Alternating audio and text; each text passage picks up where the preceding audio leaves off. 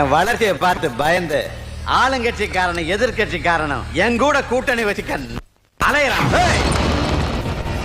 உன்னை பார்த்து ஆளுங்கட்சி பயப்படலாம், எதிர்கட்சி பயப்படலாம், எந்த கட்சி வேணும்னாலும் பயப்படலாம்.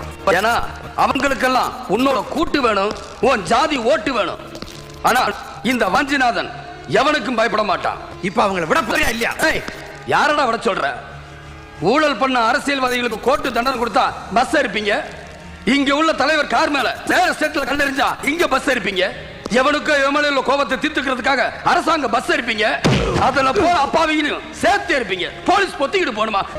ஒரு முஸ்லிம் கிரிமினல இந்து இன்ஸ்பெக்டர் அடிச்சா மத பிரச்சனை ஆக்கிடுவீங்க.